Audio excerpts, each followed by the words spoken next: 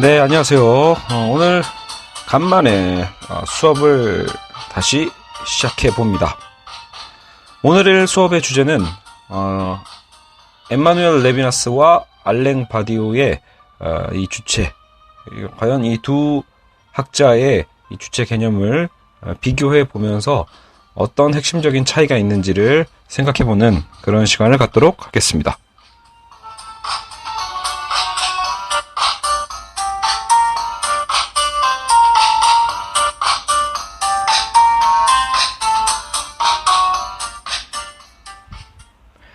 네, 오늘 수업도 제가 창의적으로 연구를 해서 발표하는 건 전혀 아니고요. 그럴 시간도 없고, 그럴 능력도 없는 건 여러분이 더 잘 아시겠죠? 여하간, 오늘 제가 참고하는 자료부터 알려드리겠습니다. 최근 이제 물론 서점가의 어떤 흐름이 있잖아요. 출판사에. 한번 보면, 의외로 요즘 다시 이 엠마누엘 레비나스에 관련된 책들이 많이 나오고 있습니다. 알랭 바디오는 여러분 최근에 가장 핫한 철학자라고 볼 수 있을 것 같아요. 왜냐면 괜히 단순 제 취향이 아니라 일단 공공도서관이나 어쨌든 이런 알라딘이나 이런 데서 계속 이제 나오는 어떤 책의 어떤 신간 흐름들을 보면 예전에는 사실은 이제 볼 수 없었던 책들이 이제 보이는 어떤 흐름이 생기거든요. 그런데 알랭 바디오 같은 경우는 이제는 정말로 예를 들어 여러분 지금 제가 관심을 좀 갖고 있잖아요. 그러니까 예를 들어 이게 우리가 보통 대중성이라고 표현할 때 보통 본인이 이제 이 사람 내가 들어봤는데 라고 한다라면 그만큼 벌써 어느 정도 대중화가 되고 있다는 뜻이죠. 그러니까 우리가 특별히 그 분야에서 미리 알아가지고 선구적으로 연구하는 입장이 아닌 이상 뭔가 우리도 시장의 흐름을 듣는 거죠. 그러니까 요즘 따라 눈에 익히 알랭 바디오? 이 사람의 이름이 많이 들리네? 이 사람에 관련된 책들이 좀 보이네?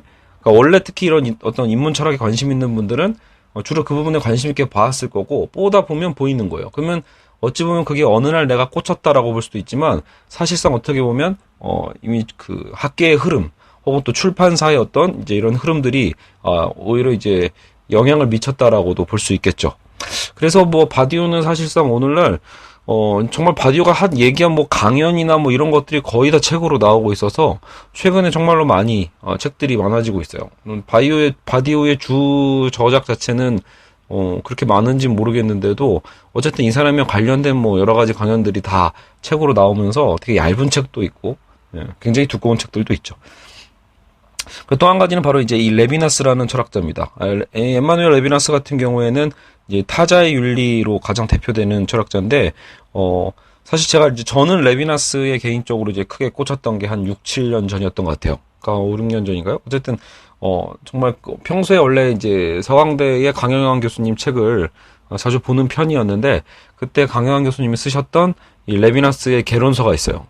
그 당시만 해도 레비나스 개론서가, 그러니까 레비나스의 번역책도 거의 없었고, 그래서 이제 레비나스를 소개하는 어떻게 보면 한국에서 가장 선구적인 책이라고 볼 수 있는데, 그 책을 읽다가 저도 굉장히 많은 자극을 받고, 정말로 일단 그냥 즐거웠던 것 같아요. 이거의 소개를 듣는 것 자체가, 일단 저도 기독교인이고, 기독교인의 입장에서 물론 레비나스는 기독교인 아니고 유대교죠. 랍비에도 가까운데 그래도 이 어떤 유신론적인 어떤 신앙, 특히 같은 하나님이잖아요. 그러니까 그 하나님에 대한 신앙 갖고 있는 사람의 입장에서 이 철학자가 어떤 유대교적인 신앙의 어떤 베이스를 바탕으로 어찌 보면 본인의 이제 또 철학을 펼쳐가는 건데 신앙인들이 이 사람의 이제 철학의 개념을 듣다 보면 납득이 되는 부분이 상당히 많아요.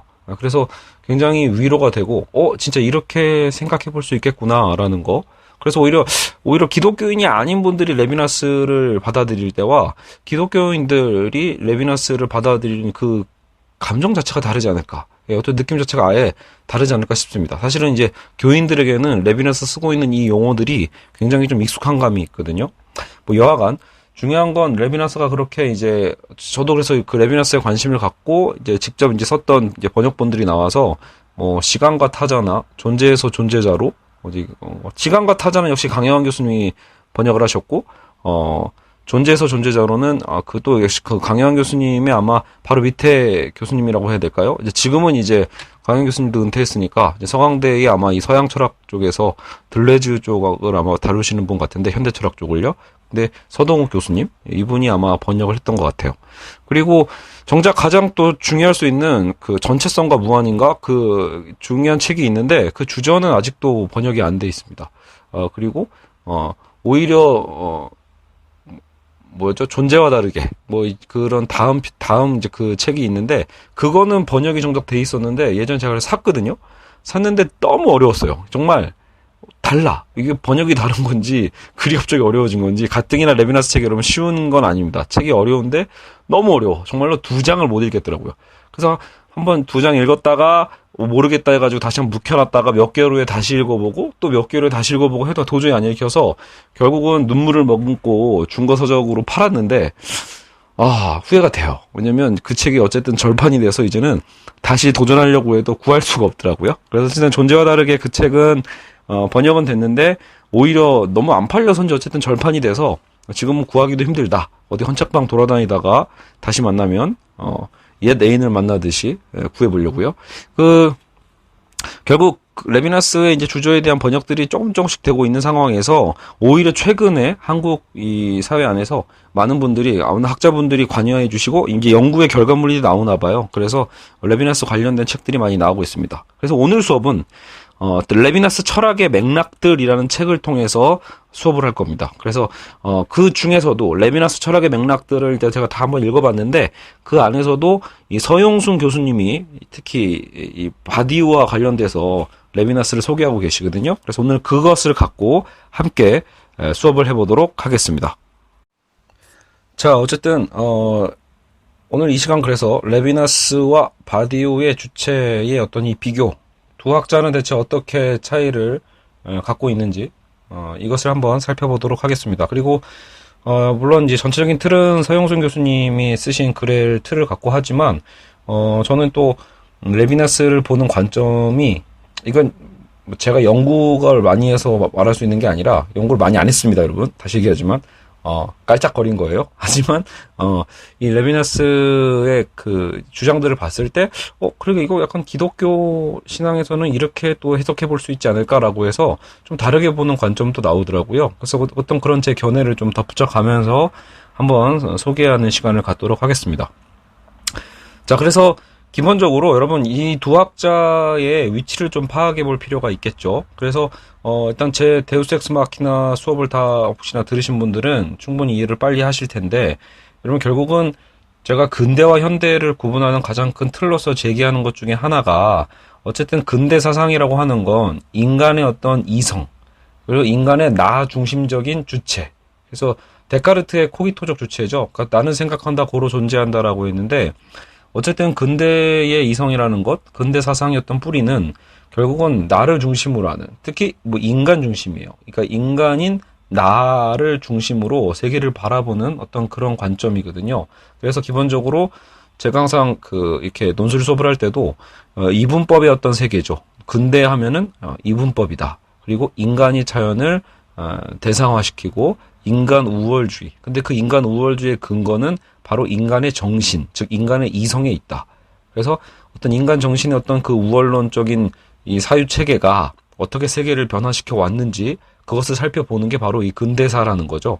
그래서 근대사 자체가 어떻게 보면 진리는 존재하는데 그 진리에 대한 믿음이 말 그대로 신앙적인 믿음이 아니라 인간의 이성, 수학과 과학이라는 도구를 활용해서 인간의 능력으로 표출해낸 찾아낸 진리이고 또 그 진리를 하면 결국은 참된 지식이고 절대적이며 객관적인 어떤 특성을 갖고 있다. 그러니까 근대가 추구했던 가치관이 그렇다라는 거예요.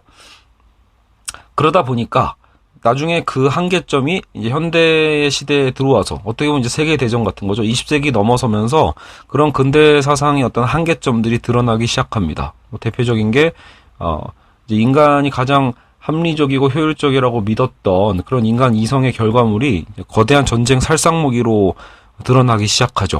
그러니까 인간이 스스로로 맹신하고 인간 스스로 어떤 유토피아가 가능케 할 수 있을 거다라는 그런 순진한 믿음을 갖고 있었다라면 사실상 그게 그렇지 않다라는 것을 전환시켜줬던 게 결국은 이제 세계 대전일 것 같아요.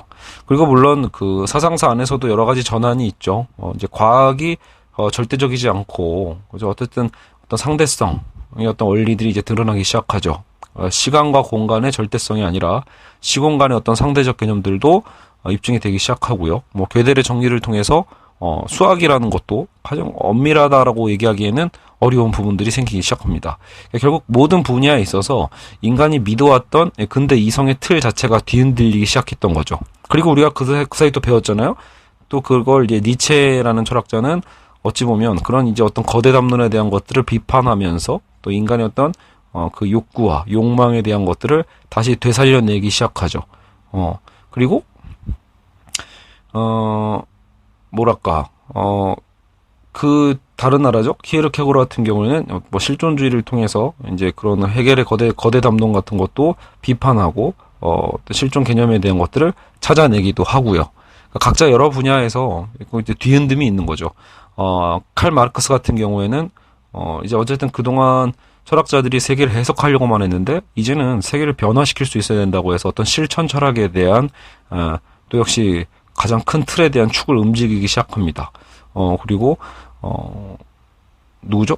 프로이트죠. 프로이트 같은 경우에는 이제 무의식을 발견하면서 무의식의 영역을 찾아냄으로써 그럼 인간 이성이 모든 거의 어떤 중심이라고 생각했는데 인간 이성으로 알 수 없는 내가 있네? 그럼 근데 그 알 수 없는 내가 또 의외로 커. 이 무의식적인 나의 개념을 찾아냄으로써 실제로 이제 이런 주체의 개념 자체가 뒤흔들게 됩니다. 그래서 여러 방면이죠. 여러 어떤 세계사적인 어떤 흐름 속에서 또 여러 가지 어떤 학자들의 어떤 각자의 어떤 자리의 비판 속에서도 이 근대성이라고 믿었던 것, 인간 주체성 뭐 이런 어떤 개념들이 뒤흔들리기 시작합니다. 그럼으로써 오히려 인간의 어떤 주체의 자리가 해체가 되고 이 주체가 오히려 사라지게 되는 어떤 그런 문제가 또 발생하게 되죠. 그러니까 현대사 자체는 그래서 여러분 오히려 근대를 다 뒤바꾸면 되는 거거든요. 인간 중심이었다라면 이제 인간 중심에서 벗어나는 어떤 흐름들이 생기고 그렇기 때문에 이분법이 해체가 돼요. 이제 철저하게 수학과 과학적으로 규정했었던 그런 분석의 개념이 해체가 되면서 이제 인간과 자연의 관계도 무너지고 어떻게 보면 이제 다양성의 어떤 관계, 상대성의 관계들이 더 중요하게 되죠. 물론 여러분 이거는 그러니까 또 반동일 수 있는데 그런 근대성에 대한 반동으로 이런 현대적인 사유, 상대성이나 다양성의 개념들이 생겨났다라면 당연히 거기에 대한 한계도 준비되어 있죠. 그게 뭐죠? 바로 상대성이 무한한 어떤 상대성으로 가면 결국 어떤 회의주의를 가져올 수 있죠. 그러니까 이것도 저것도 뭐 어떤 원칙이나 기준 자체가 다 사라지는 문제가 생길 수 있거든요. 그래서 어떻게 보면 또 다른 혼란이 생길 수 있습니다. 그러니까 여러분 원래 그러니까 근대의 미덕이라는 건 어떤 식으로도 뭔가 규정을 했었고 그 규정을 통해서 뭔가 우리의 세계관이 정립하는 데는 도움이 되거든요. 근데 현대 사상이라는 건 그렇게 정립된 사유 자체가 사실은 일종의 권력이었고 이데올로기였다. 권력의 이데올로기에 의해서 사실상 주어진 건데 그 주어진 것을 왜 우리가 진리로 여겨야만 하는가에 대한 질문 자체이기 때문에 이제 현대적 사유는 그런 근대성에 대한 분석과 어떤 규정 이거 자체를 다 벗어나고자 하는 거죠. 자, 어쨌든 배경 설명이 길었죠. 결국 우리가 살고 있는 지금 시대도요, 현대다라고 표현을 하고 있지만 정작 우리가 직접 살아가고 있는 세계는 여전히 이런 자본주의 시대의 흐름을 그대로 고스란히 받아들여서 살아가고 있기 때문에 사상적인 측면에서 뭐 여러 가지 상대성과 다양성이 드러나고 있어도 결국은 정작 우리의 현실, 우리가 먹고 사는 문제에 대해서는 여전히 그런 근대성의 이 뭐랄까 끝자락이라고 할까요? 근데 우리 인간의 사고관념, 삶에 있어서의 어떤 그 삶의 주축 자체는 그래서 여전히 합리성과 효율성으로 가는 건 사실입니다. 그래서 자본주의적 합리성이 사실은 모든 삶의 기준이고 또 그것이 진리인 것 마냥 어찌 보면 자연스럽게 인간의 그 근대성 자체는 차라리 뭔가 그 인간의 지성을 중심으로 생각하는 측면이 있었다라면 이게 공백이 생긴 거잖아요. 그러니까 그 근대성의 어떤 흔들림 속에서 사실상 이제 더 강력한 자본주의, 그리고 강자를 위한 사실상 더 강한 어떤 세계화라는 담론 자체도 사실상 평등에 대한 가치보다도 오히려 권력을 독점하기 위한 방식으로 다시 재활용되는 측면들이 있단 말이죠. 그래서 철저하게 자본주의적 합리성이 오히려 지금 시대의 주체로 인터셉트를 한 게 아닌가. 이런 느낌으로 여러분 보셔도 될 것 같아요. 그러니까 주체의 자리가 이제는 되게 뒤흔들렸잖아요. 인간이다, 뭐다, 뭐 이런 얘기, 인간의 이성이냐, 뭐냐, 막 이런 얘기들이 의심되기 시작될 때 그냥 자본주의적 합리성의 주체가 그 자리를 잡았다라고 볼 수 있습니다. 그러니까 자본이 주체가 되니까 실제로 우리의 삶 자체는 주체가 되지 않는 역설도 발생하게 되는 거죠. 그래서 제가 이제 논술 수업할 때도 자본주의 파트에서 가장 중요하게 여기는 게 바로 이 주체와 대상의 이 자리의 전환입니다. 그래서 인간이 오히려 자본은 하나의 수단과 도구로서 이용할 수 있어야 되는데 도구가 아니라 그냥 인간이 오히려 자본에게 이끌려 다니는 거죠. 끌려다니는 거죠. 머리채가 붙잡힌 채로 오히려 자본이 주체의 자리를 침탈했고 우리는 뭐 얼굴만 마담이죠. 얼굴 마담. 말 그대로 주체의 자리를 차지한 것처럼 보일 뿐 실제로는 우리는 자본에 의해서 움직이고 있죠. 그래서 이 자본주의적 합리성의 주체의 시대에 우리는 살고 있고 결국은 여기서 서영순 교수님도 그 얘기를 해요. 윤리와 도덕이라고 말하는 것도 이제 너무 구닥다리고 자유와 평등 정의라는 그 말조차도 결과적으로는 자본주의를 떠받치고 있는 의회민주주의를 장식하는 의미 없는 이념에 불과하지 않냐라는 비판을 하고 있습니다. 굉장히 좋은 표현이죠. 그러니까 여러분 어쨌든 알고 보면 우리가 믿고 있는 굳게 믿고 있는 이 의회 민주주의도 결국은 자본주의를 떠받치는 그죠? 예. 그런 개념으로 그냥 도구로서 이용되고 있을 뿐이다라고 보는 거예요. 그랬을 때 그 의회 민주주의를 또 장식해 주는 게 자유평등 정의니까요. 결국은 우리가 선택할 수 있는 것이 없는 상황이 되는 거죠. 이거 뭘 어떻게 해야 되냐? 합리성의 주체를 선택하자니 결국은 이 합리성이라는 건 아까처럼 이게 천민 자본주의에 더 가깝단 말이에요. 그래서 서로가 서로를 죽이고 내가 살기 위한 어떤 이런 과정 속에서 그런 주체를 선택할 것인가.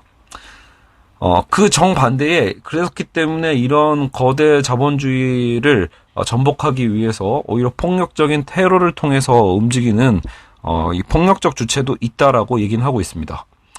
하지만 이 폭력적 주체를 우리가 선택하기에는 너무나 극단적이죠. 실제로 이제 전 세계에서 벌어지고 있는 이런 테러의 움직임은 여러분 결코 전에도 한번 이건 아마도 이미 서영순 교수님이 바디우를 바탕으로 사유하시기 때문에 이렇게 분석을 하신 것도 같은데 예전에 저도 한번 그 바디우가 버는 테러의 관점에 대해서 수업을 한 적이 있었잖아요. 그러니까 지금 전 세계적으로 일어나고 있는 테러는 결국은 여러분 무슨 그 문명의 어떤 충돌이거나 종교적 충돌 이렇게 보시면 안 되고 사실상 이 자본주의의 불균형에서 나타난 현상이다라고 볼 수 있었습니다. 그러니까 어떻게 보면 먹고 살 수 없어진 그죠? 자기의 자리를 빼앗긴 그 자들이 결국은 이 테러를 통해서 이 또 다른 자본, 자신의 어떤 자본을 찾기 위한 혁명이라고 볼 수 있겠죠. 혁명이라는 표현은 좀 그러네요. 말 그대로 폭력을 위한 폭력이죠. 어쨌든 그 테러를 불러일으킴으로써 세계 전체가 지금 나름대로 이제 불안과 혼란 속에 존재하고 있죠. 그렇기 때문에 이런 폭력적 주체성을 선택하기에도 역시 우리는 어렵다. 그래서 우리는 어떤 걸 선택할 것인가? 대체 이 시대의 주체는 무엇인가? 여기 이 자리, 즉 이제 혼란기에 와 있는 거죠. 말 그대로 우리가 자본주의적 합리성의 어떤 주체를 선택하기에도 이건 너무 그러면 이 시대의 조류에 그대로 편승하는 거고 폭력적 주체성을 선택하자니 이거는 폭력을 위한 폭력이니까 결코 인간적이지 않고요. 그래서 여기서 대안으로 나올 수 있는 게 바로 이 두 학자입니다. 그래서 레비나스와 바디우는 여기서 여러분 이렇게 딱 머리 한번 박아두시는 것도 좋을 것 같아요. 좋은 표현인 거거든요. 레비나스의 책임의 주체다. 레비나스는 책임의 주체를 얘기했고 바디우는 진리의 주체를 얘기했다. 어떻게 다른지 간략하게만 살펴보면 여러분 그러니까 레비나스는 이제 레비나스가 생각했던 이 주체의 개념이라는 건 사실상 오히려 우리의 생각했던 우리의 주체라고 하면 뭐예요? 우리 보통 주체면 나죠, 나. 근데 이 나라는 주체에 대한 정립 자체가 나의 의식에 의해서 형성되는 게 아니라고 봐요. 그래서 나의 욕망을 물론 추구하는 것 자체가 문제다라고 레비나스는 처음에 시작하진 않아요. 그러니까 우리가 주이상스라고 표현하는데 레비나스도 우리가 무언가 경제 생활을 하고 욕구를 충족하고 이 과정에 대한 걸 결코 레비나스는 억압하지 않습니다. 그것이 문제야라고 얘기하지 않아요. 단지 레비나스는 인간으로서 당연하게 자신의 것을 어떤 추구하고 편안함을 추구하는 것 이런 것들에 대한 것을 인정해 줍니다. 그래서 우리가 그 어떤 나의 삶의 어떤 가치에 대한 것들을 향유하고 어떤 거주를 통해서 안정을 얻고자 하는 그런 측면들을 레비나스는 인정해요. 하지만 정작 내가 그렇다고 해서 주체가 될 수 있는 건 아니라는 거죠. 왜냐하면 여러분 결국은 동물과 인간의 차이를 좀 고민해 보시면 돼요. 그랬을 때 어찌 보면 인간도 뭐랄까 결국은 인간이든 동물이든 어떤 안정적인 욕망을 추구하는 건 다 같거든요. 그런 의미에서 본다라면 정작 우리가 주체가 될 수 있는 자리는 결국은 타자와의 관계성을 통해서 생겨납니다. 근데 레비나스가 얘기하는 타자는 뭐였죠? 타자는 오히려 비대칭적이에요. 그러니까 나와 동등한 어떤 자가 아니에요. 여기서 그러니까 여러분 보통 이제 저도 일반적으로 수업할 때는 이제 어떤 근대의 주체의 어떤 해체, 주체가 죽었는가라는 어떤 측면에서 봤을 때 오히려 독일의 어떤 뭐 하버마스의 개념처럼 의사소통의 합리성, 그러니까 결국 합리적 의사소통의 어떤 방법론을 통해서 의사소통 행위 이론을 통해서 또 다른 어떤 합리성을 그 자리에다가 메꿔 놓으려고 하는 시도가 있거든요. 그러니까 서로가 대화하는 대등한 어떤 관계에서 얘기하는 거죠. 근데 레비나스의 생각은 전혀 달라요. 그러니까 서로가 동등하면 나와 타자가 동등하다는 개념 자체가 어떻게 보면 우리가 보통 그걸 이제 상대주의라고 표현하죠. 문화상대주의나 이런 것처럼 그 상대방의 입장에서 우리가 한번 고민해 보자 뭐 이런 식으로요. 근데 문제는 말이 그렇지 결국은 우리가 그 입장에서 생각한다라는 건 결국 역시 또 나의 의식을 중심으로써 타인의 생각을 판단하는 거거든요. 결국은 나의 동일성에 그 타인이 다시 어떻게 돼요? 섭렵되게 되죠. 그러니까 내가 역시 또 주체가 되는 거예요. 결국은 우리가 동등하다라고 얘기하는 그 과정까지 가기 위해서는 어쩔 수 없이 내 주관의 의식을 통해서 이미 타인을 객체화시키기 때문에 결국은 현실적으로는 불가능하다라고 보는 거예요. 그래서 완벽한 어떤 동등성은 어렵다라고 본 거고 그래서 다른 대안을 제시하는 거죠. 물론 여러분 여기서 문득 떠오르는 게 그래서 왜 프랑스의 사르트르 같은 경우에는 애초에 이런 주체와 대상의 관계에 대해서 이 동등한 주체에 대한 그것이 어렵다라고 보고 그래서 타자는 지옥이다라는 표현도 쓴 거죠. 결국 서로가 대상화시킬 수밖에 없는 그런 관계예요. 내가 주체가 되고 상대를 대상화시킬 수밖에 없는. 근데 그는 또 나를 그렇게 보겠죠. 그가 자기를 주체로 보고 나를 대상화시키려고 하는. 결국 서로가 지옥이 되는 거예요. 어쨌든 그런 측면 안에서 어떤 갈등적 관계를 사르트르가 얘기했다라면 레비나스는 다른 방식이에요. 오히려 그 타자는 절대적인 타자가 되는 거죠. 그래서 그러니까 결국 이 타자는 분명히 이게 이 역설이에요. 약자예요, 분명히. 내가 도와줘야 되는 어떤 그 약자인데 그 타자의 얼굴의 개념이 제일 중요하죠. 타자와의 우리는 그 얼굴, 대면이에요. 타자의 얼굴의 그 현현을 통해서 우리는 결국은 그 부름을 받는 거예요. 도와달라라는 거죠. 과부와 이방인과 고아. 전형적인 타자의 어떤 이름이거든요. 그래서 과부와 이방인 고아의 얼굴로 나타나는 그 타인의 얼굴에 그 요구에 우리는 응답해야 된다라는 거예요. 그러니까 우리는 응답의 주체인 거죠, 사실상. 그러니까 우리가 주체로서 먼저 존재한 게 아니라 바로 그 타자와 우리는 대면할 때, 대면함으로써 타자의 그 요구에 우리는 사실 레비나스는 이걸 절대적 명령이라고까지 표현해요. 그러니까 우리는 어떻게 보면 타인의 얼굴 속에서 나타나는 그 도움에 대한 요청을 우리는 거부할 수 없고, 물론 현실에선 거부를 하죠. 근데 그 요청에 대해서 우리는 어떻게 받아들이냐에 따라서 결국 우리는 주체가 될 수 있다라는 거죠. 그래서 우리는 책임지는 주체인 거예요. 오히려. 그러니까 여러분 이 말 자체가 책임의 주체라는 말 자체가 이미 관계성을 전제하고 있는 거죠. 예. 그리고 그 전제에서도 나는 결코 우월적 주체는 아닌 거예요. 어떻게 보면 나는 거기에 응답해야 되는 주체입니다. 그죠? 그래서 절대적 환대에 대한 개념이 나중에 이제 레비나스와 어쨌든 그 논쟁 속에서 서로 이제 친해졌던 데리다도 이 환대에 대한 개념을 더 확장하게 되죠. 그래서 절대적 환대, 윤리, 그 요구에 응답하는 이런 개념에 대한 책임적 주체가 레비나스가 추구했던 방식이라고 볼 수 있습니다. 그래서 어쨌든 특이한 개념인 거예요. 그동안에는 그 누구도 그렇게 얘기하지 않았거든요. 그리고 애초에 존재론을 비판하면서 윤리학이 이제 철학이 어쨌든 주축이 되어야 된다라고 주장한 셈이에요. 그동안에는 하이데거 같은 경우도 주로 하이데거를 많이 비판을 하는데 이 세계에 대한 존재에 대한 의미를 연구하는 게 중요한 게 아니라는 거죠. 과연 그러니까 여러분 보면 알겠지만 하이데거의 철학 자체가 틀렸기 때문에 하이데거가 결국은 나치에 부역한 것이냐라고 하면 또 그렇지는 않을 거거든요. 결과적으로 존재론적인 연구 자체가 아무리 진행된다 한들 그것이 우리 삶의 실천과 연결되지 않는 한 의미가 없지 않냐. 결국은 그래서 레비나스는 아우슈비츠를 경험했던 사람이거든요. 유대인 약자니까요. 그리고 본인 가족들이 다 실제로 아우슈비츠에서 죽음을 당해요. 그래서 본인은 또 기적적으로 살아나고요. 그러니까 이런 과정 속에서 결국은 이런 나치 전체주의의 억압 속에서 우리가 결국은 살아갈 수 있는 방법에서 가장 중요한 건 결국은 윤리다. 우리가 어쨌든 그래서 윤리 영역을 더 중시해야 된다라고 보면서 타자의 윤리학을 정립을 한 겁니다. 그래서 우리가 정말로 타자의 얼굴에 응답하고 타자의 어떤 이 도움과 요청에 대한 것을 우리가 정말 받아들임으로써 주체가 된다라는 이 개념은 어찌 보면 기존에서 생각하지 못했던 나름대로 혁신적인 어떤 혁명적인 사고일 수 있다라고 생각해 볼 수 있죠. 그리고 특히 이런 과부 이방인 고아 이런 단어 자체는 이미 그 교회에 다니다 보시면 워낙 많이 듣는 얘기죠. 성경에서 자주 나오는 표현이란 말이에요.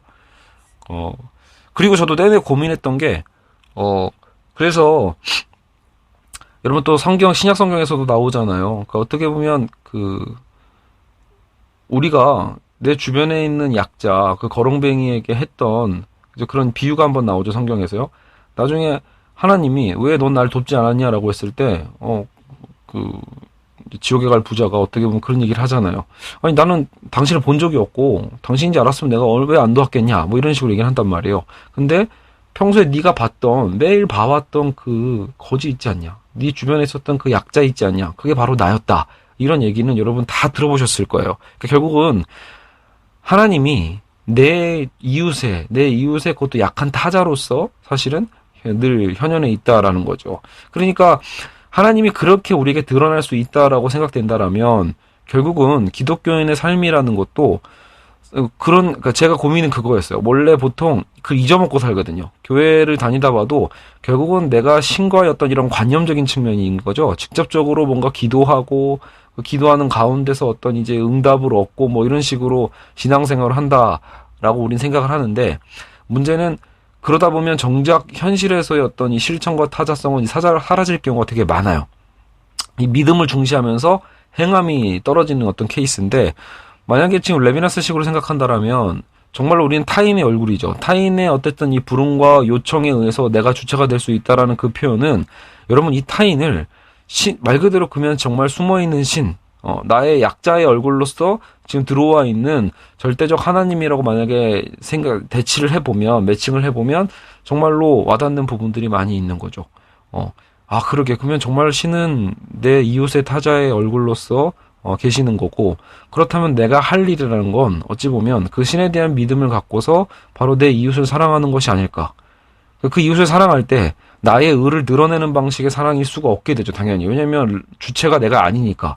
사실 그 응답에 그 요청에 내가 응답함으로써 주체가 되는 거기 때문에 이거야말로 하긴 기독교 신앙 안에서는 신이 원래 우리를 만들므로써 우리에게 불러주시는 거거든요. 신의 응답에 소명이라고 하잖아요. 그 콜링에 대답하는 거거든요. 그러니까 우리 인간이 받은 소명이라는 건 기본적으로 어찌 보면 그 하나님 나라가 확장되는 거다라고 표현했는데 그 하나님 나라의 확장이라는 것도 결국은 바로 내 옆에 있는 이 숨어있는 신이죠. 그 타자에게 사실은 응답하는 것이 아닐까 이런 생각을 해보게 됩니다. 아직 저도 생각이 정립된 건 아니니까 여러분 이거를 어떻게 믿어라 이런 얘기 아닙니다. 그래서 지금 이제 이 부분은 서영선 교수님의 얘기와 상관없이 이제 제 개인적인 생각입니다. 그러니까 그러게 그냥 이 타자를 정말로 분명히 레비나스 개념에 분명히 신적 개념이 있긴 있어요. 본인이 대놓고 얘기 안 할 뿐이지 읽다 보면 누가 봐도 그래 이거는 아까 제가 얘기했던 그 비유, 성경의 비유에서 나왔던 그렇게 신이 결국은 내 이웃으로 계셨던 것이 아닐까라는 예측을 충분히 가능케 하거든요. 자, 여하튼 그래서 레비나스는 결국 타자와의 대면을 가운데 책임의 주체다라고 본다라면 이제 바디우로 가보죠. 바디우는 이제 진리와 주체에 대한 개념 자체를 본인이 만들어요, 아예. 그러니까 레비나스도 굉장히 창의적이지만 바디우는 이 책을 읽다 보면 저도 그래서 주체가 뭐고 진리가 뭐지? 라는 생각을 많이 하게 되는 게 우리가 평소에 생각했던 어떤 딱 정형화된 그게 아니에요. 주체라고 하면 최소한 어쨌든 나라는 어떤 개념 정도는 갖고 있어야 되지 않나? 이런 생각을 좀 하게 되잖아요. 아까처럼 최소한 타자가 그래도 요청했을 때 응답하는 나 이런 식으로 뭔가 이제 주체 개념이 딱 정형화되어 있는데 바디우의 개념에서 주체는 그런 주체가 또 아닙니다. 왜냐면 자 이런 표현은 좀 어렵기도 한데 지배적 법칙의 어떤 지배적 법칙이 지금 우리가 그죠? 모든 대세잖아요. 지배적 법칙의 어떤 그 흐름 속에서 그런 계산 속에서 누락된 공백의 출현으로서의 어떤 사건이 있어요. 그 사건에 충실한 주체의 실천을 통한 진리의 성립을 바디우는 강조합니다. 근데 이렇게 표현하면 무슨 말인지 잘 모르죠. 자, 어쨌든 다시 한번 보면 결국은 바디우가 추구하는 이 진리적 상황, 이건 뭐냐면 일단 기본적으로 사건이 먼저예요. 어쨌든 우리 기존에 있었던 이 지배적 법칙의 셈이라는 건 뭐냐면 우리가 살아가고 있는 이 세계 자체도 거대한 어떤 틀에 의해서 움직이고 있잖아요. 그죠? 거대한 셈의 법칙에 의해서 움직이고 있죠. 우리가 어떤 여러분 결단을 하지 않는 한 우리는 사실 이 세계가 만들어온 시스템에 그대로 살아갈 수밖에 없어요. 그죠? 근데 거기서 갑자기 누락되었던 어떤 이 공백이 출현한다. 그게 바로 사건이에요. 근데 이제 그 사례를 통해서 보는 건 여러분 사실 이 수업뿐만이 아니라 제가 이전에 이미 현대철학의 모험편에서 이 바디우를 이제 정치철학자로서 소개했던 그런 또 책이 있거든요. 그때는 장태순 교수님이 아마 소개였던 것 같은데 결국은 그 사례로서 그런 게 나오잖아요. 우리 한국의 이 광주 최근에 안 그래도 택시 운전사 굉장히 영화가 성공하고 있는데 광주 민주화 운동도 일종의 사건이라고 봐요. 그리고 사실 이번에 박근혜 대통령을 하야시켰던 촛불 이것도 사실은 하나의 거대 사건이에요. 그러니까 이런 사건의 발생이라는 것 자체가 이런 지배적 법칙을 뒤집어 엎는 그렇죠. 어쨌든 누락됐었던 그동안의 어떤 이 공백의 출현이 바로 이런 사건이고 중요한 건 여러분 이 사건이 생겼다라고 해서 모두가 주체가 된다는 뜻이 아니에요. 그런 사건 속에서 그 사건의 충실성을 보여줄 수 있는 것 그게 주체인 거죠. 충실한 어떤 그 과정이에요. 주체라는 것. 자, 그래서 법과 상황에서 기본적으로 이건 벗어나는 겁니다. 바디우가 얘기하고 있는 결국은 이 진리와 주체라는 건 우리가 현실에서 굉장히 수긍하고 살아가는 방식으로서는 좀 해석할 수 없고 와닿지 않아요. 기본적으로 우리가 살고 있는 이 법과 상황에서 좀 벗어난다.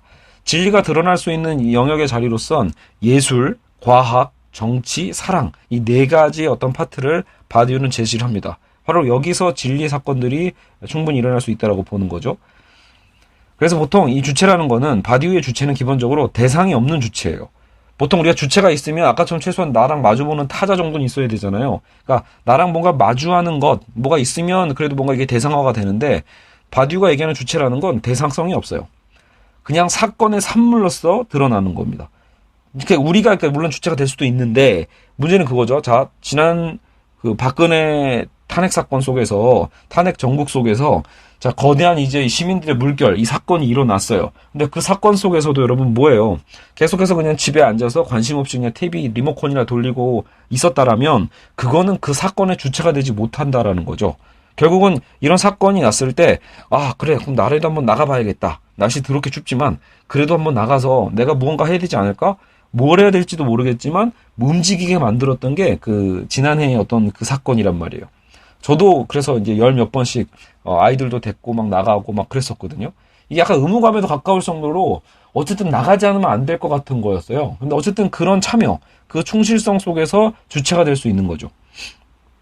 그러니까 항상 정형화된 어떤 대상이 있는 주체가 아니다. 사건의 산물이고 사건에 대한 확신과 결국 충실성 그 자체가 주체다. 벌어진 사건에 대한 확신과 충실성 그 자체가 주체다라고 볼 수 있어요. 그래서 주체는 사건의 신랄 같은 흔적으로 지켜내고 상황을 진리로 강제하여 세계를 변화시키는 실질적 힘으로서의 주체이기도 하다. 여기서 굉장히 이제 이 서영순 교수님은 굉장히 이런 바디우의 어떤 측면을 긍정적으로 보고 있어요. 그러니까 굉장히 능동적 주체다라는 거죠. 이 주체 자체가 어쨌든 충실하니까 이 사건에 대해서 굉장히 충실하게 어쨌든 그 기본의 법과 상황에서 벗어나서 어떤 삶을 역행하는 거잖아요. 그런 진리로 강제하는 거죠. 이 상황을 진리로 강제하여서 세계를 변화시키는 실질적 힘으로서의 주체다. 주체가 있어야 사건이 한 회의 에피소드로 끝나는 걸 막을 수 있다. 진리 또한 여기서 가능해지는 거고 주체가 없으면 그래서 진리도 없는 거다. 이거 역시 아까 그 사례 그대로 보시면 돼요. 만약에 여러분 박근혜 탄핵 정국이 시작이 됐을 때 이 사건 자체가 그냥 한 해의 어느 에피소드로 그냥 끝나버렸다라면 여러분 앞으로도 결국은 뭐예요? 우리는 진리를 볼 수 없게 되는 거죠. 여러분 지금 박근혜가 물러나서 문재인 정권이 생기면 그것이 그러면 진리인 것인가? 라고 보면 또 그렇지는 않을 거예요. 결국 중요한 건 이 사건 자체가 일회성으로 끝나지 않게 만드는 게 누구에게 달렸다? 그게 이제 주체인 거죠. 이 사건에 대한 충실성을 만들어내는 자들. 사건과 그래서 충실성의 절차 사이의 연결 과정 자체를 주체라고 한다. 그래서 주체는 결국은 뭐예요? 결국은 주체가 있어야 진리도 당연히 가능해지는 거죠. 진리화되기 위해서는 사건과 진리 가운데 결국 주체가 자리 잡고 있어야 돼요. 충실한 주체가. 그러니까 주체는 여러분 인격이라기보다는 어떤 개념의 수준으로 볼 필요가 있다라고 얘기하고 있고, 그래서 연결 과정 그 자체이며 사건과 충실성에 주체는 인간과 그래서 일치하지 않는다. 그렇죠? 부분적으로 그 주체가 인간화될 수는 있어도 그렇다고 무조건 우리가 평소 얘기하듯이 인간이 주체야 이런 식으로 정의해서는 안 된다라고 볼 수 있어요. 왜냐하면 또 바디우에도 레비나스의 개념과 좀 다르지만 인간이란 역시 인간 동물일 뿐이다라고 정의한대요. 동물과의 차이를 드러내는 건 그래서 주체의 길밖에 없다라고 보는 거고요. 즉 인간도 이런 어떤 사건이 일어나기 전까지는요, 사실 인간이 향유하고 있는 웬만한 그 모든 문명이라고 말하는 것조차도 대부분이 동물이 자기 몸을 보호하고 자기가 살아가기 위해서 노력하는 것처럼 인간의 삶이라는 것도 대다수가 그렇다라는 거예요. 그러니까 결국 인간이나 동물이나 바디우가 보기엔 별로 다를 바가 없어요, 평소에는요. 결정적으로 인간이 동물과 달라질 수 있는 지점이 바로 이 주체의 길이다. 사건이 발생했을 때 주체가 어떤 주체화가 되는가, 진리에 충실한 주체가 되는 것, 혁명적 정치고 과학적 탐구에 탐닉하고 열정적으로 사랑하고, 그렇죠? 그리고 그 예술을 즐기는 것, 그것이 인간만이 추구하는 영역이 될 수 있다는 거죠. 다시요, 혁명적 정치, 그냥 정치가 아닙니다, 여러분. 지배하는 정치가 아니에요. 혁명적인 정치, 아까처럼 이렇게 뭔가 뒤집어 엎는 혁명적 정치와 과학적인 탐구, 과학이죠, 열정적인 사랑, 그리고 예술, 이 네 가지 분야에서 결국은 인간이 인간되게 될 수 있는 부분인 거예요. 불가능하다고 생각했던 것들이 가능해지면서 불가능한 것을 위해서 살아가게끔 만들어주는 거죠. 사건과 진리에 결국 포획된 주체, 사건의 흔적을 이어받아 진리를 힘겹게 선취하는 주체입니다. 그렇죠? 그러니까 포획됐다고 하지만 여러분 그렇다고 해서 이게 수동적인 주체라고 보실 필요는 없어요. 알겠죠? 그래서 사건과 진리에 의해서 결국은 부름을 받는 거니까 사건의 흔적을 결국 이어받아야 돼요. 이어받는다는 이 표현이 왜 중요하냐면 여기 책에서는 안 나왔지만 예전에 제가 그 현대 정치 철학의 모험에서 봤을 때 바로 그거거든요. 여러분 이 사건은 철저하게 우연적인 거예요. 박근혜 탄핵도 여러분 뭐 필연이라고 해석하시는 분도 있겠지만 여러분 결국은 갑자기 그렇게 확 쏟아져 나오는 거, 광주 민주화 운동도 그렇잖아요. 어쨌든 갑자기 확 사람들이 모이게 되고 뭉치게 되는 건 여러분 철저한 기획에 의해서 되지는 않았거든요.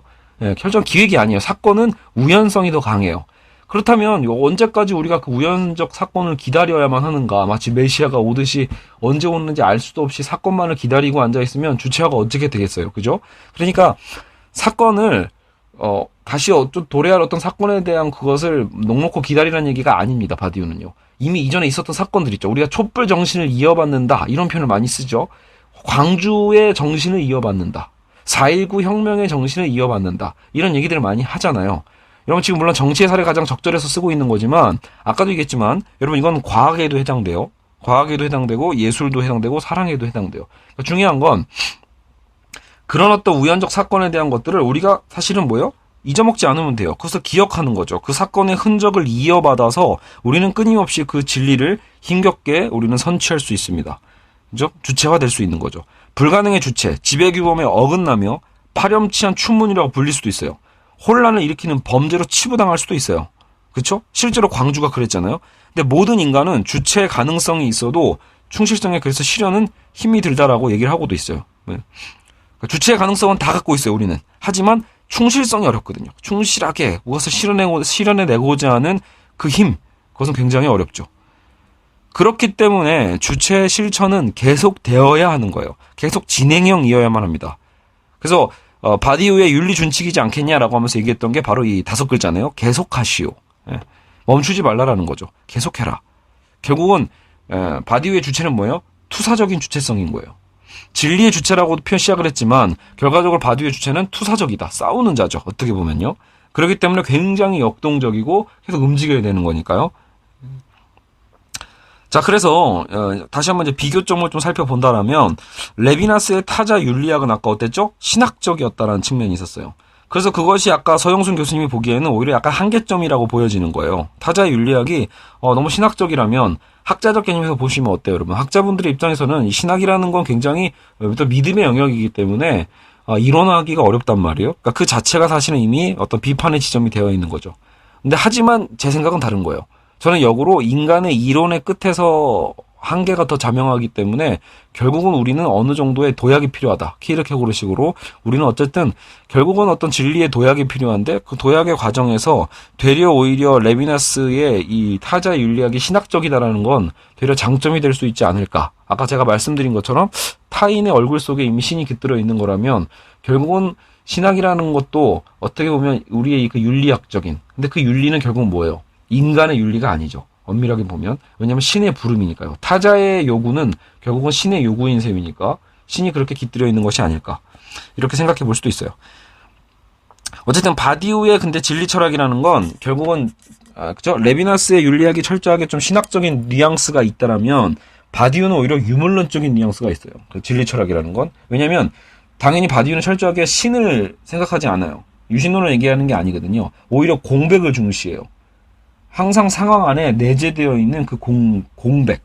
나중에 그 바디우의 원래 그 철학의 개념 자체가 이 공집합에 대한 개념을 되게 중시하거든요. 항상 있는 거. 모든 집합의 다양한 다수성이 결국은 이 어떤 주체와 진리를 만들어가는 거지만 결국은 항상 존재하고 있는 것은 바로 이 공집합이에요. 모든 곳에 다 스며져 있는 상황 안에 내재되어 있는 그 공백, 그것을 중시해요. 왜냐하면 그 공백이 분출하는 게 사건의 시작이다라고 보니까요. 주체는 진리를 확신할 뿐 지식적으로 그래서 아는 게 아니다라고 얘기하면서 어떻게 보면 또 제가 보면 또 그러네요. 여기 이 주체는 진리를 확신할 뿐 또 지식적으로 아는 건 아니다라는 얘기는 두 사람의 공통점이기도 하네요. 결국은 한쪽은 신학적이고 한쪽은 유물론적이다라고 표현했지만 제가 보기엔 두 학자 모두가 이거를 지식으로서 얘기하는 건 아니거든요. 알겠죠? 자, 레비나스는 또 강력한 비판이면서도 결국은 이렇게 하자라는 또 당위성에 불과하다라고 해서 결국은 주체의 능동성을 결여하는 문제가 생겨요. 그러니까 실제로 아까 레비나스의 이 타자를 통해서 생겨난 주체는 어때요? 비대칭적이라고 했죠. 동등한 개념이 아니라 이미 비대칭적이니까 결국 타자가 어떤 요구를 할지 우리가 어떻게 알아요, 실제로. 그죠? 그러니까 지금 레비나스가 가정한 건 어떻게 말 그대로 가정법처럼 보이고 마치 전혀 다른 개념이지만 롤즈가 마치 그 무지의 베일이 한번 그 전제를 깔아보는 것처럼 현실에서는 존재하지 않거든요. 현실에는 무지의 베일이 없는 것처럼 현실에서도 과연 이 타자가 항상 약자로서 드러나는 건가? 그죠? 여러분 오히려 타자가 더 강자일 수도 있고 심지어 타자가 악마일 수도 있잖아요. 결국은 타자가 어떨지 어떻게 알고 우리가 그런 타자의 요청에 응답을 해야 되는가라고 했을 때 그거 상당히 좀 부당할 수 있거든요. 그러니까 결국은 이건 레비나스의 철학은 너무 그냥 당의 원칙 아니냐. 그렇기 때문에 이거는 주체가 능동적일 수도 없고 오히려 너무 수동적이지 않는가. 이런 이제 문제가 생겨요. 반대로 근데 바디우는 어때요? 그 자체로 실천적이고 아까 투사의 철학이잖아요. 윤리의 원칙을 따라가는 게 아니죠. 오히려 그 윤리의 원칙을 뒤엎는 자예요. 진리의 희망, 새로운 세계의 희망에 따라서 움직이는 충실한 주체죠. 그렇기 때문에 이 주체의 어떤 역동성 여부로 따진다라면 굉장히 다르죠. 대조되는 측면이 있어요. 이것을 정치 영역으로 확장해보면 문제는 더 커진다라고 이제 서영선 교수님은 얘기하고 있어요. 레비나스가 어쨌든 나와 타자와의 관계는 이자적이잖아요. 말 그대로 이렇게 딱 나와 너의 관계니까 이거는 정치 영역으로 볼 수 없죠. 제3자 관계가 생겨야 되거든요. 그래서 이 제3자 관계까지 이제 논의를 확장했던 게 레비나스의 이제 마지막 주제였던 존재와 다르게 이 책이에요. 그 제3자를 통한 확장을 이제 그 책에서 얘기를 하는데 저는 오히려 이 표현이 되게 마음에 들거든요. 정작 비판하려고 쓰신 거겠지만 저는 오히려 이 표현이 기독교인으로서 너무 마음에 들어요. 자, 정의는 모두의 평등이 나의 불평등을 통해 나의 권리에 대한 의무의 잉여분을 통해 지탱되는 사회에서만 정의로 남는다. 자기의 망각이 정의를 작동하게 하는 거다. 이건 뭐냐면 여러분 정말 기독교적 윤리거든요. 정의라는 건 뭐냐. 모두의 평등은 어떻게 생기는 거냐라고 할 때 이게 나의 불평등을 통해 가능해진다는 뜻이에요. 왜 나의 불평등이죠? 나와 타자는 비대칭적이니까요. 타자의 요구에 나는 응답해야 돼요. 그런 응답 속에서 나는 당연히 불평등하죠. 하지만 나의 그러한 불평등을 용인하는 나의 결단이 결과적으로 사회를 정의롭게 만들 수 있다는 거죠. 사회적 평등은 나의 불평등에서 시작되는 거예요. 나의 권리에 대한 의무의 잉여분을 통해서 지탱되는 사회에서만 정의로 남는다. 자기의 망각이 나를 망각하는 거죠. 정의를 작동하게 한다라고 표현하는 거죠. 하지만 이게 정치 영역에서는 과연 가능한가에 대한 의문인 거예요. 여전한 불평등한 관계가 비대칭성이 정치라는 독특한 영역에도 과연 포함될 수 있는가? 과연 우린 정치라는 영역을 이렇게 비대칭성으로 포함할 수 있는 것인가라고 보면 어렵지 않냐라는 거죠. 정치는 윤리의 결국 지배하에 놓이게 될 뿐이다라고 해서 결국은 레비나스의 한계는 결국은 이 정치 영역까지 확장하기에는 무리가 있다라고죠. 정치 영역까지 확장하자니 정치를 오히려 윤리화시키는 문제가 생긴다. 하지만 정치는 그렇지 않다라고 부른 거죠. 이미 삼자 관계가 집단화되면서 거대한 어떤 그 흐름이기 때문에 이것을 이렇게 어떤 윤리 관계로 보기에는 어렵다라고 보는 것 같아요. 근데 반면에 바디우는 정치는 정치 그 자체일 뿐 국가에 대항하는 어떤 집단적인 실천인 거죠. 평등의 선언을 통해서 실현하는 거고요. 그러니까 정치적 평등은 정치적 사건의 어떤 열화 속에서 평등을 여기 그리고 지금 있는 것이라고 선언하는 것이에요. 즉, 아까 레비나스처럼 당위성이죠. 뭐뭐 있어야 할 것이라고 선언하는 게 아니라 그냥 지금 여기에서 평등을 여기서 선언하는 거죠. 정치적 사건이 발생했으면 그 사건의 현장에서 충실하면 충실성이 어떤 그 주체로서 우리는 그 자리에서 이 평등에 대한 가치를 선언하는 겁니다. 보편적 정치적 주체성으로서의 평등이 정치를 지배한다. 보편적 정치적 주체성으로서의 평등이 이 정치를 지배한다. 주인의 정치를 거부하는 것이고 혁명적 정치에는 오로지 익명적, 전투적, 충실한 주체만이 있을 뿐이다. 이렇게 얘기를 하고 있어요. 어쨌든 자 다시 한번 대비성 다시 보세요. 레비나스는 좀 신학적인 거였고 타자의 윤리가 바디우는 오히려 유물론적이었다라는 차이가 있었어요. 물론 두 사람의 공통점은 그렇다고 해도 어떤 진리를 나름대로 어떤 확신의 영역으로 보고 있는 거지 어떤 지식적으로 뭔가 표현하려고 하는 건 아니에요. 그리고 레비나스는 당위적인 측면이 있다. 굉장히 기존의 서구 철학을 비판하고 존재론적인 사회 자체를 전환시키면서 나름의 혁명성을 갖고 있지만 문제는 그것이 당위에 불과하다. 정작 그 개념 때문에 오히려 타자에 외워서 주체의 능동성을 결여할 수밖에 없지 않냐. 바디우는 반대로 그 자체로 실천적이고 윤리의 원칙을 따라가는 게 아니라 오히려 새로운 힘의 세계에 대한 희망에 따라서 충실하게 움직이는 자예요. 그러다 보니까 이게 정치 영역의 확장에 있어서도 레비나스는 정치 영역처럼 제3자가 득실득실한 그런 어떤 복잡한 관계망에서 얘기하기에는 오히려 어려운 논리가 된다라면 오히려 바디우에 대한 개념들은 철저하게 어쨌든 그 사건의 현장 속에서 내가 선언하는 거죠. 그래서 결국 싸우는 거고 투사적인 것이기 때문에 오히려 정치 영역에 오히려 더 적절할 수 있다라고 지금 저자인 서영순 교수님은 생각하고 있어요. 자, 어쨌든 두 이론 모두의 실현이 정작 또 어렵다는 현실은 똑같아요. 제가 보기엔. 결국은 바디우의 얘기도 어렵고요. 레비나스 얘기도 어려워요. 현실화시키기에는요. 그러니까 굉장히 현실론적으로 보는 분들의 입장에서는 두 학자 모두 다 아유, 딴소리하고 앉아있네. 이게 될 수 있는 거예요. 그 바디우와 여러분 그 지젝도 어느 정도 좀 친하다고 들었거든요. 그러니까 두 사람의 생각도 비슷한데, 그러니까 비슷한 개념 중에 하나가, 그러니까 말 그대로 그건 거예요. 아까도 얘기했지만 제도적인 정치 영역 바깥에서 싸우는 거잖아요. 엄밀하게 얘기하면. 그러니까 이 사건의 현장 속에서 우리는 그 사건의 흔적을 따라가는 주체, 뭐 이런 식으로 아까 바디우가 얘기했는데, 현실에서 얘기하면 결국은 의회 민주주의를 비판하는 방식이기도 해요. 그러니까 선거라는 방식으로 우리가 체제에 순응해서는 안 되고 오히려 뒤엎을 수 있는 그 힘, 혁명성에 대해서 얘기하고죠. 그러니까 급진 좌파적 개념을 갖고 있단 말이에요. 그러니까 굉장히 안정성을 추구하고 어느 정도 보수화되어 있는 이 한국 사회에서 사실 바디우의 이 주장은 굉장히 매력적으로 다가올 수도 있지만 현실적으로 적용하려고 할 때 힘든 거는 레비나스와 매한가지다. 똑같이 어렵다라는 거예요. 여러분 선거 거부할 수 있나요? 여러분 귀찮아서 선거 안 가는 거 말고요. 투표를 거부하는 거 말고 투표 거부 운동 같은 걸 할 수 있냐라는 거죠. 야 진짜 세계를 변화시키는 건 이런 민주주의가 아니고 특히 이런 부당한 투표가 아니야. 특히 이번 프랑스의 사례가 그랬잖아요. 마크롱을 뽑느니 차라리 거부하자. 이런 운동이 벌어졌던 것도 이런 영향이 있거든요.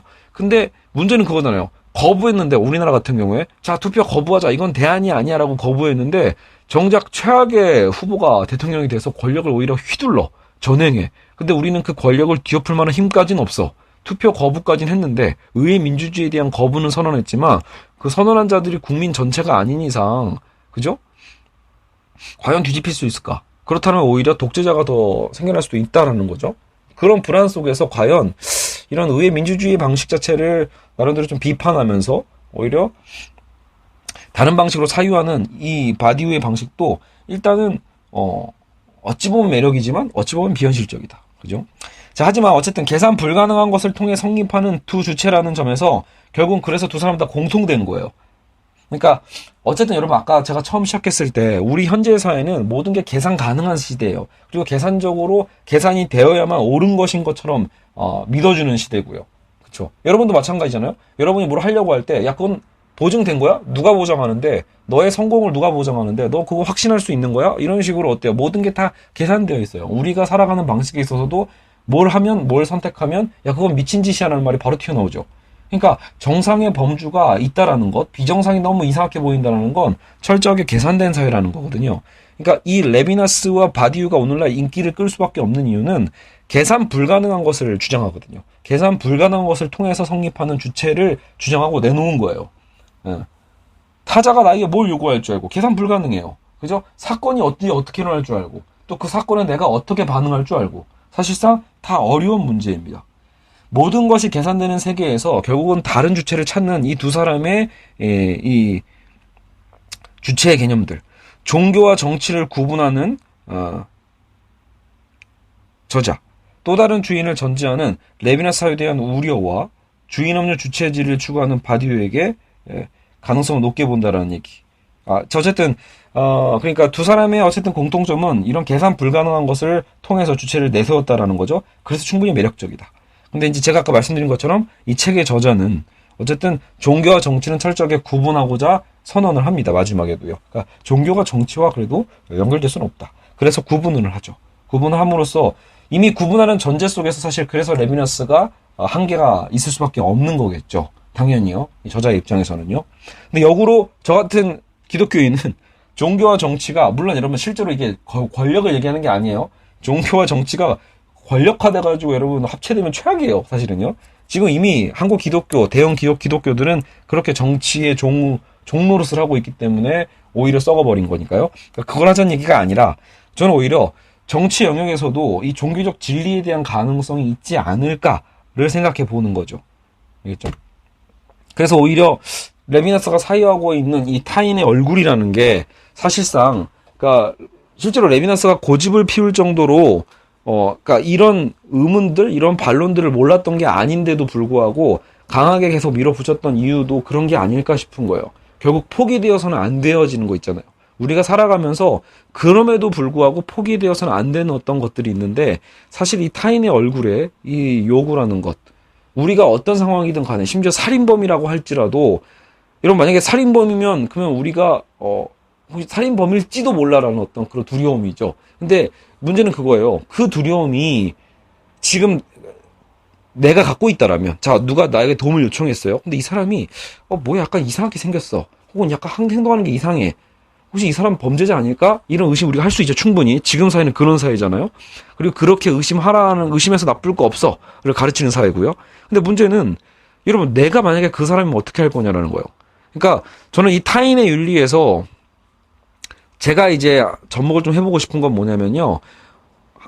이런 부분이 있거든요. 항상 우리는 이런 사례를 듣다 보면 내가 항상 의심하는 그 주체로서의 자예요. 그러니까 내가 타인에게 요구를 하고 그 타인의 요청에 내가 응답할지 말지를 고민하는 그 당사자로 생각을 하게 되죠. 그러니까 내가 도움을 줄지 말지 고민하는 자. 이게 되는 거란 말이에요. 근데 정반대일 수도 있지 않냐라는 거죠. 여러분이 지금 너무나 급박한 상황이면 어떡할 거예요?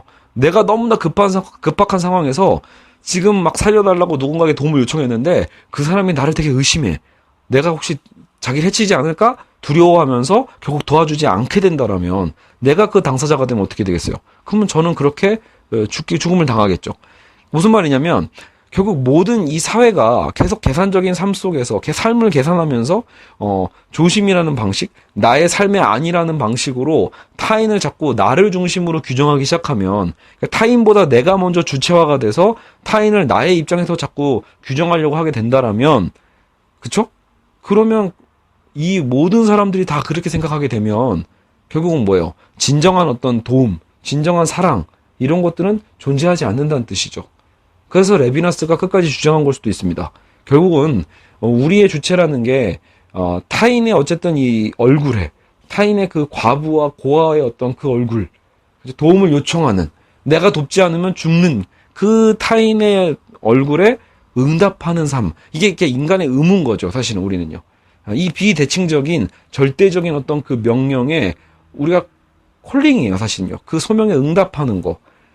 자꾸 기독교인들은 어떤 착각을 하죠? 내가 의사로서 소명을 받았어요. 내가 대통령으로 소명을 받았어요. 이런 식으로 뭔가 사실상 자기 욕망을 합리화하는 식으로 소명을 많이 해석하는데, 사실 제가 보기엔 오히려 오늘 레비나스가 하고 있는 이 얘기가 가장 더 기독교인들에겐 필요한 소명이 아닐까. 사실 그렇게 이미 부름을 받고 있는 게 아닐까 생각을 하게 됩니다. 어찌 보면 그러니까 제가 보기엔 레비나스의 얘기를 왜 제가 더 강조를 했냐면, 저처럼 기독교인일 경우에는 레비나스가 얘기하고 있는 이 타인의 얼굴, 타자의 철학이 책임의 주체가 가장 되기 그래도 쉬운 사람들일 수 있거든요. 가장 실천할 수 있는 자들일 수 있거든요. 그래서 오히려 지금 한국 기독교에게 굉장히 필요한 철학이 아닐까, 그런 생각을 해봅니다. 사실 기독교인들에게 바디우의 진리의 주체가 되라, 투사적 주체가 되라, 이렇게 얘기하기에는 쉽지가 않거든요. 왜냐하면 기본적으로 교회 안에 있는 분들은 오히려 좀 정적이고 투쟁적인 어떤 개념들이 굉장히 약하니까 말이죠. 물론 필요할 땐 또 필요할 거예요. 왜냐하면 저는 바디우가 비록 무신론적이지만 분명히 사도 바울의 이 복음의 메시지를 통해서 이 자신의 어떤 이론을 접목했던 사도 바울이라는 책이 있었잖아요. 저는 거기서 굉장히 큰 감명을 받았거든요. 오히려 누구보다 바울의 어떤 이 업적을 잘 이해한 철학자이기도 합니다. 그렇다면 바울이 선포했던 그 복음에 대한 힘, 그리고 부활에 대한 그 메시지, 부활 사건에 대한 그 사건에 대한 충실성의 그 바울, 그죠? 그것이 결국은 진리를 만들어내는 거죠. 그러니까 그렇다면 그것들, 그 혁명성도 역시 기독교인 안에서 여전히 가능하지 않을까 생각하게 됩니다.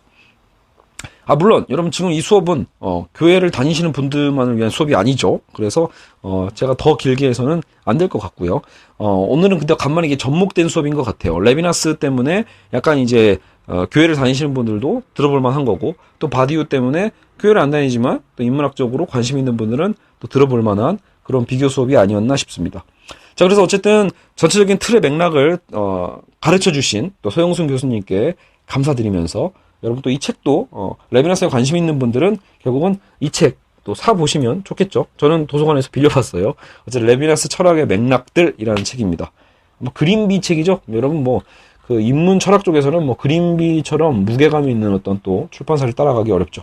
자, 어쨌든 오늘은 여기까지 하고 마치도록 하겠습니다. 여러분, 그러면 요즘 제가 많이 바빠요. 그래서 또 다음 수업이 언제가 될지는 기약하기 힘들지만 어쨌든 계속 발버둥 치면서 고민하겠습니다. 그죠? 여러분, 그러면 다음 시간에 다시 뵙도록 하겠습니다. 제가 없는 동안, 여러분, 제가 또 자주 안 나타나는 동안에는 두철수 있잖아요. 두철수 아저씨들도 있고, 안청 안 되면 여러분 지대 넘약이라도 들으시는 것도 저는 괜찮다고 봅니다. 저는 별로 한두 번 듣다가 도저히 듣기 좀 힘들어서 안 들었지만, 여러 가지 유용한 정보들이 있는 걸로 알고 있으니까, 여러분 어쨌든 더 좋은 수업들도 많이 들으시고 찾아보시고, 무엇보다 제가 늘 강조하는 거 있죠? 책을 직접 읽어보십시오. 어쨌든 오늘은 여기까지 하겠습니다. 수고하셨습니다.